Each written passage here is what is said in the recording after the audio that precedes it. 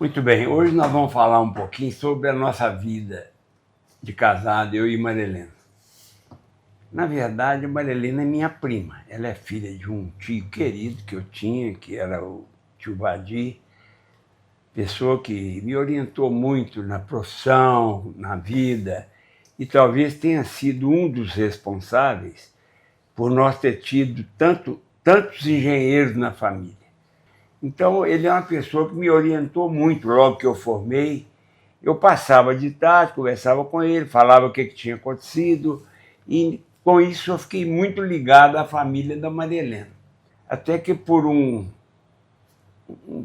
desastre na nossa vida, deles, de todo mundo, o tio Badi se acidentou e faleceu. Muito novo, muito novo. Isso foi um baque muito grande que a família toda teve.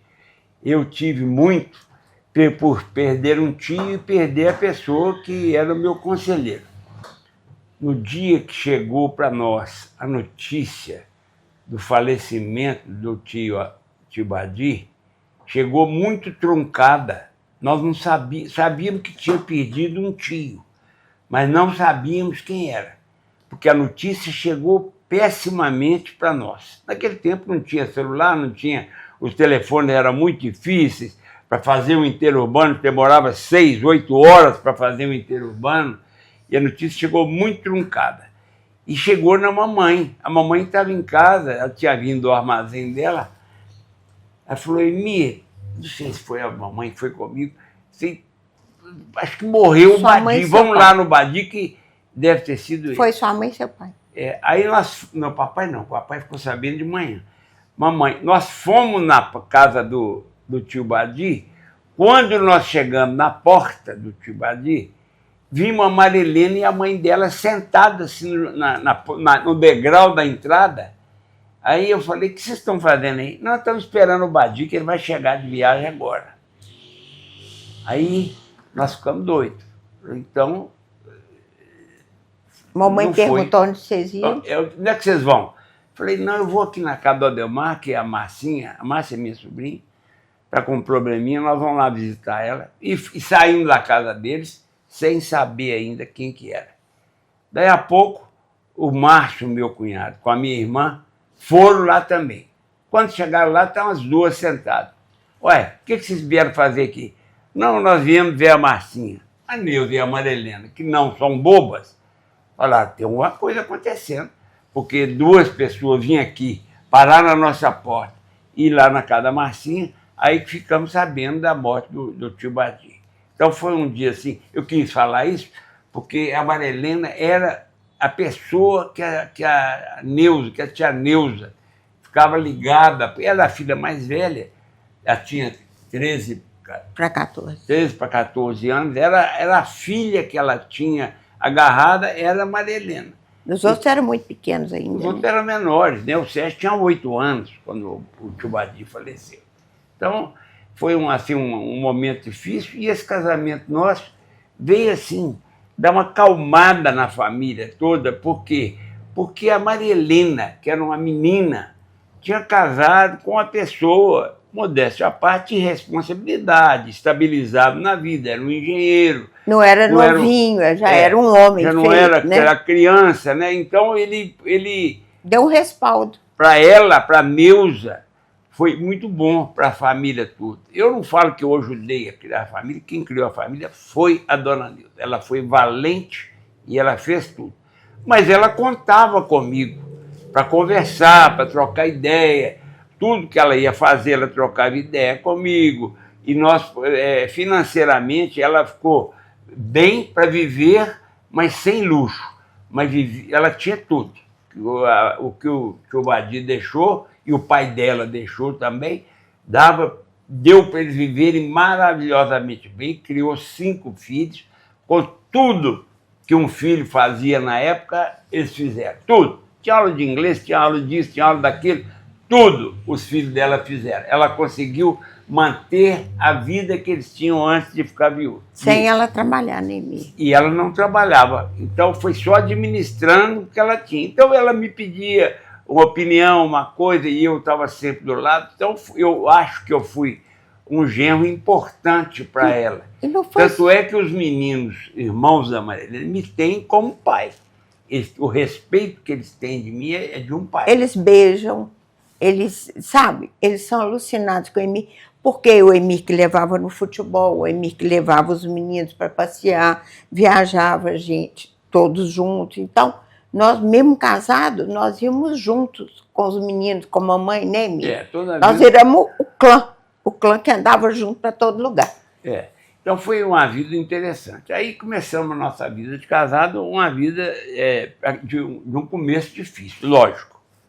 Né? Não de relacionamento, difícil de vencer. Eu não sei se é vencer também, porque eu acho que viver não é lutar, é trabalhar e conquistar as coisas. E eu começando a vida, começando a trabalhar, muito difícil, e a Maria Helena, uma menina, tinha 18 anos, quando casou, mudou para uma casa de 600 metros quadrados, uma casa enorme. Então ela era muito nova para administrar aquilo tudo, mas ela soube administrar do jeito que precisamos, até hoje a nossa casa está lá. Então o que acontecia? Eu saía para trabalhar e ela olhava a casa, mas acontece que ela estudava também ainda. Porque quando nós casamos, ela estava no último ano penúltimo ano de normal. Escola normal, lá no Colégio Santa Marcelina. A mãe dela foi muito inteligente. Como nós íamos casar em abril, a mãe dela já matriculou. Ela estudava no Santa Doroteia, aqui no Sion. Mas como ela ia morar na Pampulha, a mãe dela já matriculou a Maria Helena lá no Santa Marcelina. Santa Marcelina, desde o princípio do ano. Nós ia casar em abril, ela ficou matriculada lá. Então ela ia de ônibus daqui da cidade para o Santa Marcelina até abril, que foi quando nós casamos. Daí em diante, ela continuou o estudo já morando lá na Pampulha, pertinho do colégio. E eu saía para trabalhar, deixava ela no colégio, e ela ia, depois ela voltava a pé, que é 1,5 quarteirão, 2 quarteirões, ela voltava e ia olhar a casa, né? Nós demos muita sorte, que nós tivemos uma cozinheira muito boa no princípio da nossa vida, que foi a dona Nenzinha, que ajudou a olhar a casa, ajudou a fazer tudo e ajudou a Maria Helena a administrar a casa. A casa era muito grande, quem ficava lá em casa era a Maria Helena, a dona Nenzinha e o jardineiro. Então é isso que foi o princípio do nosso casamento. E eu tentando trabalhar para prover a família, e a Maria Helena olhando a casa e olhando futuramente os filhos, que eu vou deixar para ela falar. Bom, eu ainda estudei mais esse ano do casamento, e o ano seguinte eu continuei, que era o último ano meu. Em setembro eu engravidei, ainda continuei de saia, de suspensório, sapato, boneca, meinha, até formar. E eu não tirei o uniforme, mesmo já de barriguinha, ainda continuei de uniforme. E isso foi uma glória para a gente, porque eu fiz tudo do jeito que tinha que fazer, mesmo sendo nova, eu acabei tudo certinho. Aí já voltei a cabeça para filho, né, Emir? Aí nós tivemos a primeira filha, que foi a Alessandra, que era uma boneca verdadeira, uma verdadeira boneca. E a Maria Helena, ela ficava em casa com a Alessandra, eu falava: Maria Helena, você está brincando de boneca aí, né? Que é aquela menininha, e ela era nova também. Ele tinha 20 anos. Quando teve a Alessandra, ela tinha 20 anos. E a Alessandra, aquela bonequinha. Então ela falava: Maria Helena, você fica aí brincando de boneca o dia inteiro, né? Eu falava: era. Mas a Alessandra foi criada de um jeito impressionante. O capricho da Maria Helena e da mãe dela para fazer as coisas para a Alessandra é inacreditável. Eu não vejo mais alguém fazer isso nos dias de hoje, acho que nem faz mais. Mas todos os cabidinhos da Alessandra eram cobertos na cor, era uma coisa assim que não dá para entender. Tudo da Alessandra era diferente. É assim que ela criou a Alessandra. E aconteceu que logo em seguida, veio o Emirzinho. Com 10 meses e 26 dias de diferença, veio o Emirzinho. Aí nós passamos a criar os dois como gêmeos, porque, na verdade, era 10, não tinha 11 meses de diferença entre os dois. Então, os dois, muito bonitinho, o Emirzinho era muito interessante também, e foi criado da mesma forma que a Alessandra, com todo o capricho, com todo o carinho que a Marilena tem, e os dois foram criados mais ou menos juntos, os dois. E eu até falo com o Emirzinho, a Alessandra, mulher, acho que tem menos apetite, ela deixava um pouquinho da mamadeira, o Emirzinho passava a mão na mamadeira e mamava numa boa. O resto dele e o resto dele. Ele mamava dele e mamava o que a Alessandra deixava, ele passava a mão e mamava tudo. Então, foram criados assim. A criação dos meninos foram muito, muito agarrados com a gente, muito agarrados na casa da mamãe, na casa da mãe do Emir, da tia Rosinha, que era aquela casa que tinha neto de todas as idades, a gente brincava, tinha neto amando e mamando, porque tinha muito neto, de muitas idades, então era aquela alegria. A gente almoçava na mamãe, geralmente lanchava na casa da minha sogra, que eles encontravam os primos, era aquela farra. Então foi uma criação, e lá em casa todo mundo incomodava muito, porque nós éramos 4, que satisfazíamos com 4, que tinha alegria com 4, a gente não precisava de ninguém. Se nós 4 estivéssemos juntos, né, Emir? Nós estávamos felizes, completamente felizes. Mas nós sempre trouxemos amigos, primos para dentro de casa para viajar junto, porque era uma alegria os meninos terem essa companhia. Não só a nossa, mas como de criança da idade deles. Então foi uma vida maravilhosa. E os meninos, o Emirzinho nadava no Minas, era aquela loucura, estudava no Colégio Santo Antônio, a gente morando na Pampulha, a Alessandra estudando no São Tomás de Aquino. Foi aquela vida, né, vivida para os 2 meninos. E toda noite, uma vez por semana, tinha que ir no shopping com eles, Emir fazer questão de sair, jantar com eles, para ter aquele convívio não só de escola, porque eles estudavam longe, então eles chegavam em casa, já ficavam mais cansados, mas o Emir queria aquela vida social entre ele e os meninos. Então a gente saía, era aquela farra. Mas graças a Deus criamos muito bem os meninos, até que com 13 anos de idade, né, Emir? Nós tivemos um fortuna na vida, agora eu deixo para você. É que nós fomos levando os meninos de uma forma maravilhosa, com muito carinho. Acho que eles receberam muito carinho, muito mesmo. Muito ensinamento, né, Emir? Muita base. Procuramos dar uma base boa para eles, religiosa, uma base de caráter, de moral. Todos os dois têm isso, né? Embora sejam 2 filhos, eles foram criados com muito rigor, porque nós não éramos fáceis, não. Nós cobrávamos mesmo, não deixava, eles tinham que andar na linha. A gente fazia tudo, mas na linha, né, Emir? Sempre criamos na linha. Então, que ela chegou aí, infelizmente, quando chegou em 1987, nós estávamos no auge da nossa felicidade. Nós estávamos passando uma fase maravilhosa. Então fizemos uma série de coisas no mês de janeiro interessantes. E chegou num dia de sábado, nós fomos esquiar. Foi. Na Lagoa dos Ingleses. Lagoa dos Ingleses, no sábado antes. Então a Alessandra estava no máximo, ela gostava muito de esquiar. E o Emirzinho também, depois o Emirzinho foi ser um grande esquiador, mas nesse tempo era um esqui ainda muito bacana que nós tínhamos. E estava vivendo uma fase maravilhosa. Quando chegou em Belo Horizonte, um general que ia assumir a 4ª Região Militar. E o Guilherme Grossi, que era nosso vizinho, nos convidou para ir conhecê-lo. Então, durante essa semana, nós fomos na casa do Guilherme Grossi e conhecemos o general Doria. E ficamos conversando com ele e o convidamos para ir almoçar conosco na fazenda no sábado.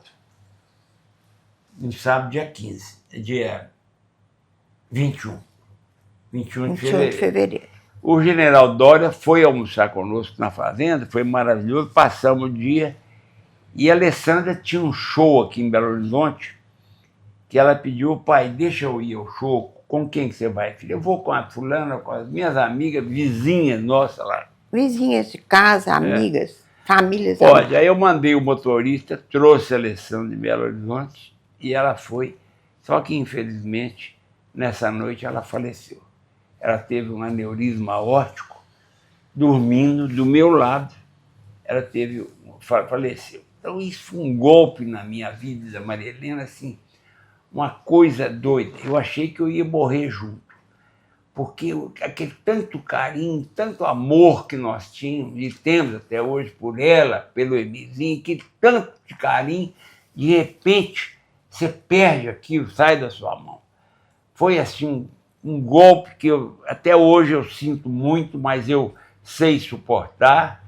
Isso tem muitos anos já, foi em 87, nós estamos falando em 2025 com vocês, então já tem 38 anos atrás aí, mas nós vivemos cada dia como se fosse hoje. Nós lembramos cada dia, sabemos?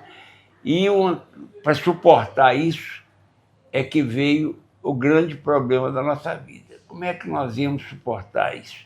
Uma perda dessa, um casal, Maria Helena nova, eu também relativamente novo, perde uma filha de 13 anos de idade. Então é um golpe assim, não tem tamanho, não tem nem nome para explicar isso, não existe. Quando perde o marido é viúvo, quando perde o outro é órfão, para quem perde o filho não tem nome. É tão duro que não tem nome. Então, mas nós dois conseguimos, através de um detalhe, passar pelo problema. Nós nos unimos cada vez mais, eu e Maria Helena, o amor, não sei se aumentou, mas que Deus fez que aumentasse esse amor mais ainda, esse agarramento, e nós dois, unidos, de mão dadas, com o Emirzinho, nós conseguimos suplantar essa dor. É uma dor incrível, não tem nem explicação. E uma das coisas que nos fez assim voltar para a vida é porque nós tínhamos um filho que não tinha nada a ver com o problema, que tinha o direito de viver, o direito de andar, de ter momentos alegres dentro de casa, e nós não queríamos transformar aquele amargor. Nós tentamos dar uma vida adocicada para ele, não amarga, como acontece com muita gente. Então, nós fomos para o lado mais light da coisa, né, Emir? Nós procuramos não transmitir para o Emirzinho toda a nossa dor. Ele olhava para o pai e para a mãe e sabia o que nós estávamos sofrendo, mas nós não procurávamos não transmitir isso para ele. Nós procurávamos transmitir mais amor, mais agarramento, mais carinho, e assim ele sentiu menos. E através dos amigos que nós tivemos, que eu vou te falar, nós podemos abrir a mão e falar, nós temos amigos de fato, que só faltaram mudar para dentro da nossa casa, que nos carregaram, e a família. A família foi uma coisa, uma demonstração ímpar, não só dos irmãos, mas como a nossa família, a Salum, é um clã muito fechado. E a família praticamente, né, Emir, juntou toda em volta da gente, todo mundo querendo pôr a gente para cima, ajudando, e foi uma loucura. E nós tivemos uma grande bengala, que foi uma luz na nossa vida. A primeira luz que apontou muito forte foi o Chico Xavier, que nos deu um alento muito grande, que nos levaram nele.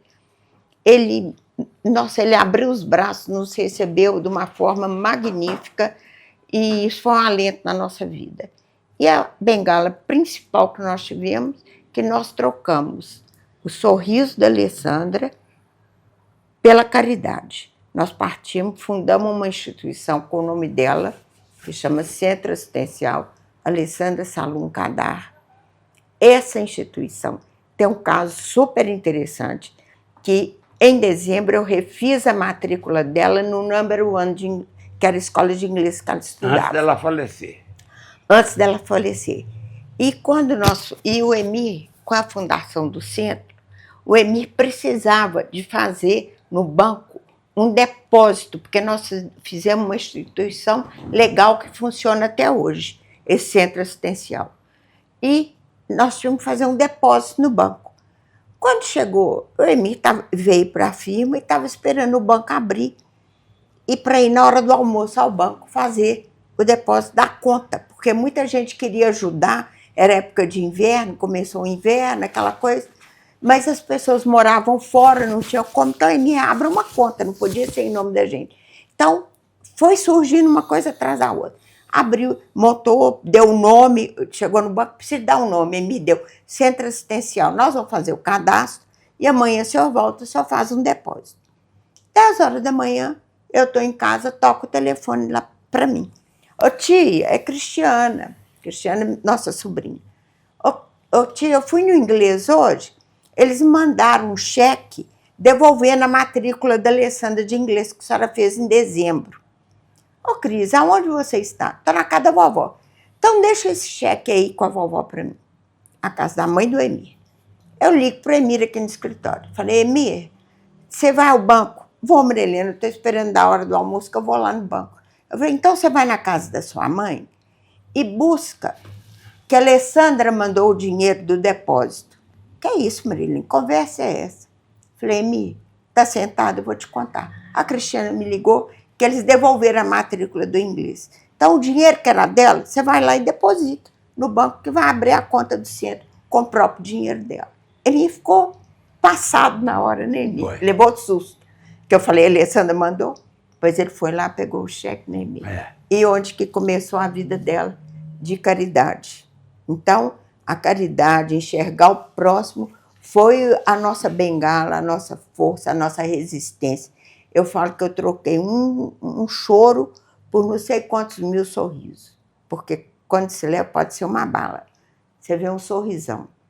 Em vez de eu ficar chorando, eu fui trabalhar, eu e a Emi fomos mexer com caridade, que nos sustentou e nos sustenta. Isso que a Marilena está falando é muito interessante, porque falar que o próprio dinheiro da Alessandra serviu para abrir a conta do banco. Quer dizer, né? Ela mesmo, não é que ela mandou, mas vocês veem a coisa... Foi convergendo todo para o mesmo ponto. O dinheiro que Marilena tinha pago para fazer a matrícula dela, voltou e nós abrimos a conta com dinheiro, com esse dinheiro nós abrimos a conta. E esse centro assistencial foi muito importante. Esse centro assistencial tomou uma dimensão tão grande na época que ficou assustador. Eu comecei a ficar assustado. Porque todo mundo queria ajudar. Todo mundo quer ajudar e não sabe como. Todo mundo quer ajudar o próximo, mas não sabe como. Mas no momento que vê uma entidade com o nome da Alessandra, com as pessoas que tocam, o Emir e a Marilena, pessoas sérias, que não desviam nada. Então eles acreditaram nisso e começaram a mandar coisas para nós. Os amigos da Campolina mandavam doações, os amigos aqui de Belo Horizonte mandavam cobertores, mandavam isso. Eu sei o seguinte, o quarto da Alessandra lá em casa, chegou um dia lá que não cabia mais de tanto cobertor de doação para a gente distribuir. E aquilo começou a me assustar. Ficou grande demais, grande demais. E a Maria Helena que tocava isso. Fizemos uma reunião lá em casa. No dia do aniversário dela. No dia do aniversário dela, em vez de fazer festa, nós fizemos uma reunião e criamos o Centro Assistencial Alessandra Salum Cadar no dia do aniversário dela. E fizemos uma ata e o Wilson, que era nosso contador aqui, ajudou, o Jorge fez fizemos uma entidade, registramos a entidade e passou a trabalhar. Isso cresceu tanto que tinha época que a Maria Helena ajudava 1.500 pessoas por mês, crianças e idosos. Ela levava comida, cobertor, roupa para 1.500 crianças por mês. Material escolar. Material escolar, tudo que as creches precisavam, ela doava. Material de terapia ocupacional dos idosos, linha, agulha, vinha casa, listona de tudo, tudo, tudo. Então, a Maria Helena passou a ser importantíssima para muita gente. Não era só mais para a Alessandra, ela já era importante para 1.500 pessoas. Tinha velhos, aqueles velhinhos de asilo que agradeciam a ela, as criancinhas. Teve uma vez, chegou perto de mim, e eu falei, como é que é seu nome? Ela falou, Alessandra. Eu quase morri na hora que a menina falou isso. Uma menina de uma creche, chegou perto de mim, agarrou na minha perna. Eu falei, como é que você chama? Ela falou, Alessandra. Eu falei, gente do céu, parece que Deus manda as coisas. E ela falou, passando o Chico Xavier, eu quero também deixar registrado, que é muito importante, o Chico Xavier era um médium, ele faleceu, que era assim, o supra-sumo do mundo, o Chico Xavier. E meus amigos de Uberaba conseguiram que nós fôssemos lá conversar com o Chico Xavier. E isso foi um alento para mim, para a Maria Helena, enorme. Porque não só pelo que ele, mas o que ele falava conosco, o que ele transmitia de paz para nós, o que ele nos dava de conselho, foi muito importante. Foi um calmante da alma, né? Então, foi um assim, calmante da alma, um calmante vivo. Foi muito importante a nossa estada com Chico Xavier, e depois, mais vezes, eu ia lá a Uberaba, sempre que eu ia, ele me atendia, sempre que eu ia, estava à disposição para me atender. E um dia me convidou para jantar na casa dele. Ele tinha um centro lá, um centro espírita, e acabava mais ou menos 11 horas da noite a participação dele no centro. Ele já muito debilitado, ia para casa, e falou, vocês vão jantar comigo. E nós fomos para a casa dele. Imagina, eu e Maria Helena jantando com o Chico Xavier na casa dele. Isso, para os espíritas, é a mesma coisa que ver Deus. Entendeu? É assim uma coisa, nós dois sentados na mesa, Chico Xavier de um lado, eu e Maria Helena do outro, jantando, comendo franguinho, que ele comia, ele era muito delicado para comer, e comia muito mal, muito pouquinha coisa, porque ele não podia. Mas comia lá e nós com ele. E já passando a hora, deu 1h da manhã, deu 1h30 da manhã, e o filho dele, um filho de criação que ele tem, que chama Eurípides, que tinha, o Eurípides é vivo ainda. E o Eurípides falava, ô Chico, vamos para a cama, está na hora. Ele falava assim, eu estou com meus amigos, deixa eu ficar. E nós ficávamos contando, e ele contava a vida dele aqui em Pedro Leopoldo. Foi assim, uma coisa maravilhosa. E isso foi uma bengala também, porque uma palavra, às vezes, vale mais do que um ato. Ele nos deu uma palavra e nos ensinou a viver. Ele nos ensinou a viver. Porque ele nos deu assim, ele falava que tem 2 direções que vocês podem tomar na vida, né? O bem viver, o bem sofrer ou o mal sofrer. Você pode ir para o lado ruim, ficar amargo, que todo mundo vai afastar de você, ou você ser uma pessoa doce, que todo mundo quer ser seu amigo. É o que Maria Helena é hoje. Maria Helena, todo mundo gosta da Maria Helena, porque ela é uma pessoa doce, uma pessoa que tem sempre uma palavra de amizade para as pessoas. A Maria Helena está sempre amparando, não é só amparando, mas amparando com palavra, com incentivo. Então, as pessoas adoram a Maria Helena. Então, isso é o bem sofrer. Nós estamos sofrendo muito, mas nós soubemos levar para esse lado, que é o nosso bem sofrer. E hoje, em vez de a gente ter uma perda, na realidade, hoje, a Alessandra é uma luz na nossa vida. É uma luz que ela iluminou, ela virou a vida do Emir de cabeça para o ar. O Emir foi outra pessoa depois da morte dela. O Emir explodiu na profissão, explodiu em todos os ramos que ele mexeu, né, Emir? Exatamente. Uma luz que brilhava, a luz triplicou esse holofote. E eu sei que nas horas mais complicadas ela não tira a mão. Está amparando. E isso é uma coisa que a gente sente. Eu acho que todo ser humano tem essa válvula, mas muitas vezes ele não consegue enxergar, não consegue chegar nesse refinamento de percepção. Você tem que perceber. Ninguém vê nada. Você acredita em Deus porque você tem fé e você sabe que Ele te ampara. É a mesma coisa quando você tem um ente querido muito forte, que Ele também te ampara. Te ampara, Ele mudou de dimensão, Ele tem essa condição que a gente não tem aqui. Então, ela é uma luz para mim, para o Emir, o Emirzinho também tem ela como luz, e a gente não incomoda, porque cada um tem sua vida, ela tem a dela, nós temos a nossa aqui, mas nas horas críticas principais da nossa vida, tanto nas alegrias como nos sofrimentos, ela até hoje faz parte do nosso dia a dia, da nossa vida. Lá em casa, o quarto dela é o quarto da Lê, funcionários que não estavam na época, eu tenho funcionários da época ainda lá em casa, que são antigos, até antes dela ainda estão comigo, mas todos que até hoje na minha vida, tive 2 cozinheiras na minha vida. Então, são 2 mães, 2 braços que eu tenho que me ampararam a vida toda. Uma era a Neizinha e hoje é a Laura.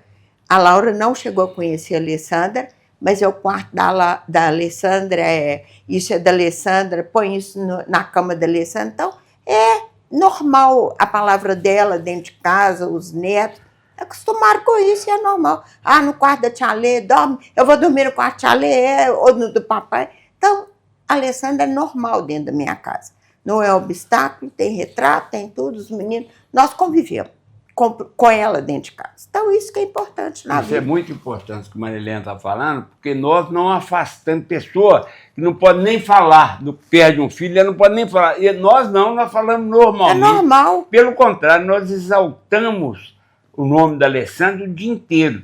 Na nossa fazenda que nós temos aqui em Betim, tudo o que acontece lá é Alessandra. Então nós temos lá o Recanto Alessandra, o sei o que Alessandra, a mesa de sinuca, o pano, Recanto Alessandra. Recanto Alessandra. Então, para nós... É uma figura viva. Isso não é nenhum tabu nós falarmos na Alessandra. Pelo contrário, né? Eu adoro, porque ela foi realmente... Essa luz que Marilena está falando é uma coisa assim, impressionante. Porque ela ilumina a gente em tudo que nós fazemos. Tem uma luz diferenciada na nossa vida, que é a Alessandra. Ela é realmente, ela intui, ela mostra as coisas para nós, e é assim que nós vivemos, nós dois. O Emizinho, que também está aprendendo também a ter essa percepção da força que a irmã dele tem. Então é isso aí que nós queríamos falar dela. Nós continuamos a vida, falamos com você com muita saudade, com muita coisa, mas fomos levando a vida e partimos por uma vida alegre, uma vida doce, uma vida que a gente acha graça em viagem, que a gente acha graça no carnaval, acha graça na exposição de cavalo, em todos os meios que nós vivemos, todas as áreas da vida, sempre de bem com a vida, né, Mi? Todo lugar, sempre nós estamos de bem com a vida, aproveitando, rindo, dando gargalhada, nós conseguimos sorrir novamente. Eu posso até não chegar no vermelho, mas eu vou até o laranjão, sabe? Porque na hora, lá em cima, falta um pontinho. Mas aí o problema é meu. Tudo bem. Mas isso que faz a nossa vida, né, Mir? Exatamente. E isso é muito interessante, porque, só para demonstrar esse carinho nosso com a Alessandra, mais um fato, é que a Marilena, o sonho da vida dela, da Marilena, era participar de uma escola de samba. Ela sempre gostou e sonhava com isso. E o dia que nós fomos convidados para participar, ela conta que na hora que ela foi entrar no sambódromo, lá nós participamos do Salgueiro. E quando ela entrou na avenida, ela falou: Alessandra, vamos comigo, que a Alessandra também era do carnaval. E ela falou: Alessandra, você vê, naquele momento ali, ela não estava sozinha. Ela falou: Alessandra, vamos comigo, você também gosta, vamos nós duas. E entrou na escola de samba, no sambódromo, que é o que ela falou. Nós não fechamos, nós abrimos a vida. Nós não fechamos com a morte dela. Nós temos ela como uma companheira, uma pessoa que nos ilumina muito. Então, isso é a Alessandra para nós. Vamos falar agora pós-Alessandra. A vida foi seguindo, e nós trabalhando muito e fazendo muita coisa, e hoje nós vivemos já 54 anos de casado e 57 anos de convivência, porque nós começamos 3 anos antes, entre namoro, noivado, casamento. Nós temos 57 anos de convívio e 54 anos de casado, com muito amor, muito mesmo, muita união. Eu costumo falar que nós dois somos quase que uma pessoa só, porque nós temos uma união muito grande, estamos sempre agarrados um com o outro, ela não fica sem mim e eu também não fico sem ela. Nós estamos sempre agarrados, sempre pensando, quando ela vai ali no lugar, eu estou esperando, e vice-versa. Quando eu vou trabalhar, ela também está sempre me esperando com muito carinho, com muita dedicação. Então é uma vida assim maravilhosa. Isso aí, se alguém no futuro estiver vendo, pode saber que o Emir e a Maria Helena viveram maravilhosamente bem. E hoje, na minha idade, no nosso momento de vida, hoje eu vivo exclusivamente para o Emir. Não tem compromisso que esteja acima dele, não tem neto, não tem filho, não tem nada. Primeiro é o Emir, eles sabem disso. Minha vida hoje é totalmente voltada para o Emir. Eu vou onde der para mim ir, mas nada que passe na frente do Emir. Eu até agradeço às vezes as coisas e tal, para não deixar o Emir, porque eu não largo. É onde ele põe o pé, eu ponho o pé, e nós fizemos um pacto de vida, de nessa idade a gente aproveitar ao máximo um do outro, de estarmos sempre juntos. E eu brinco muito com ele, que eu faço isso aqui com ele, eu pego a mão dele e falo, Emir, ó, sabe o que é isso? Minha vida está na sua mão. Então ele sabe do peso disso. O que é isso? Isso aqui é vice-versa, viu? A recíproca é mais do que verdadeira. É assim que nós vivemos. E não adianta, às vezes incomoda até as pessoas, mas para mim isso não modifica. Eu estou feliz, ele está feliz. É o nosso jeito de ser. Sabe, então, a gente procura não separar. Lógico, tem compromissos que você tem que... Um vai, o outro não vai, mas, de modo geral, a parte social, então, é um com o outro. Né, Emir? Onde a Maria não puder ir, eu não vou mais, porque... E eu também não vou onde... A gente quer que vá ir junto. Mas quer estar junto. Hoje nós queremos desfrutar a vida nossa bem juntos. É isso. Então isso aí, é uma vida de muita felicidade, e eu espero que quem esteja nos vendo aí também seja feliz o tanto que nós somos. E o Emirzinho casou, né, Emir? O Emirzinho casou, teve... do casamento vieram 3 filhos, 3 meninos lindos, 2 homens, o Eduardo, o Lucas e a Bárbara. O Eduardo hoje faz 20 anos agora, mês que vem. O Lucas tem 17 e a Bárbara faz agora em julho, é festa de 15 anos dela, agora em junho ela faz 15 anos. Então nós estamos com a família criada. O Emirzinho teve o percalço da vida dele, uma separação. Hoje ele tem uma companheira que tem mais de 11 anos, que é a Júlia Nogueira, maravilhosa, que veio com uma filhinha também, que ela veio para a gente pequenininha, que a gente tem o maior amor a ela, a Lorenza.